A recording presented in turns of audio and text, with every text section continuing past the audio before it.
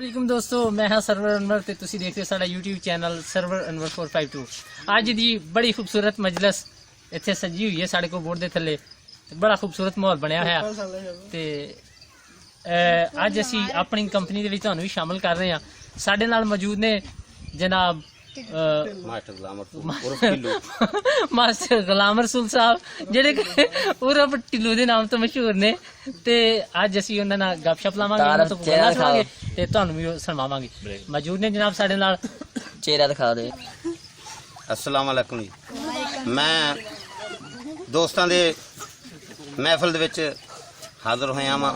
शुक्रिया शुक्रिया उस्ताद जी। ते मैं हाजी आलम लोहार दी एक स्टोरी मैं सुनी सी, वो मैं थोड़े अगे पेश करन लगा वां ते थानू उम्मीद है कि बहुत अच्छी लगेगी। वाह जी वाह, क्या बात जी, क्या बात। कहंदा जदों मैं इंग्लैंड तो गा के मैं वापस मुड़िया अच्छा जी। ते मैं बाई ट्रेन आया। ट्रेन तो मैं हैदराबादों उतरिया ट्रेन तो ते मैं उतों 12 सीटर वैगन करा ली ते मैं बड़े टौर नाल फ्रंट सीट ते कहंदा बैठा। टौर ना किवें भला जरा भी दसो ना। जानी के बहुत टौर बना के दस ना थोड़ी। बैठा मैं इस तरह लत चढ़ के बैठा बल्ले ते उदों मैं क्या ड्राइवर बड़ा समझदार है, मैनू बड़े आराम नाल पहुंचाएगा ते मैं उन्हां नाल हजे शहर होण लगा वां ते बड़े मैं फख्र नाल बैठा। जानी के तहसीलों खोती मुड़ के आ जाना ते डर के खोतियां पट्ठे नहीं खांदियां ते मैं फिर भी बड़ा फ्रंट सीट ते चौड़ा होके बैठा ते मैं जदों आखे उंदे सूई अल्ले ध्यान मारे वो असियां तो पे टप्पे। मैं क्या ड्राइवर बड़ा समझदार है, मैनू बड़े आराम नाल पहुंचाएगा ते जदों मैं अगे ध्यान मारिया ते एक सोहनी बड़ी बस आई ते ठीक सोहनी बड़ी टक्कर उन्हें कीती ते मेरे एक्सीडेंट हो गया ते मैनू चुक के हस्पताल लै गए ते मैं 3-4 दिन उत्थे बेहोश पिया रहा।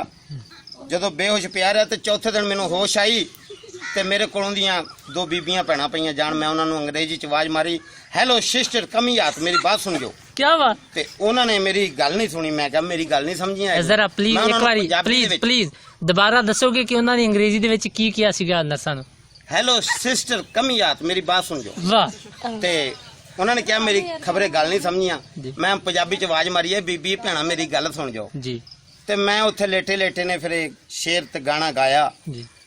वाजां मारियां बुलाया कई बार मैं किसे ने मेरी गल ना सुनी। जियो जियो मारियां। जदों मैं गा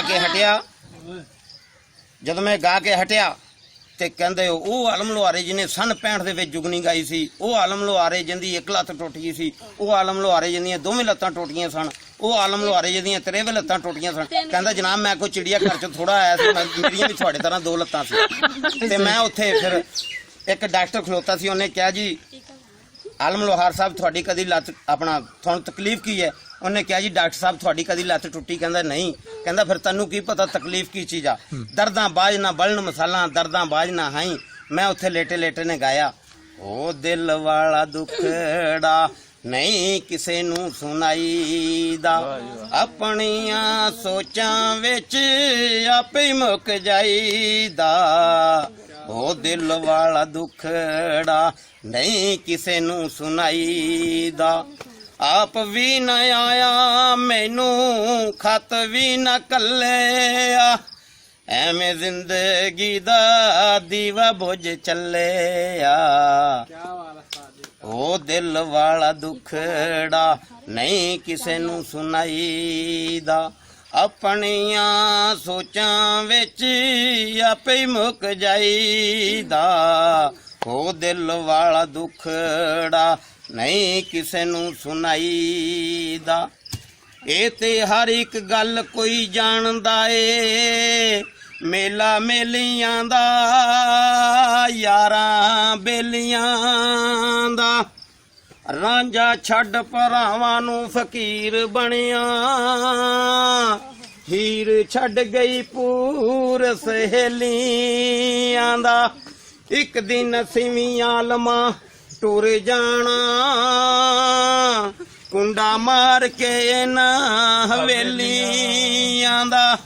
ओ छड्ड यार आलम तेरा दुनिया ते कम की, ਉਹ ਵੀ ਟੁਰ ਗਿਆ ਜਿਹਦੇ ਦਮ ਨਾਲ ਦਮ ਸੀ ਐਵੇਂ ਹੋ ਦਿਲ ਵਾਲਾ ਦੁਖੜਾ ਨਹੀਂ ਕਿਸੇ ਨੂੰ ਸੁਣਾਈਦਾ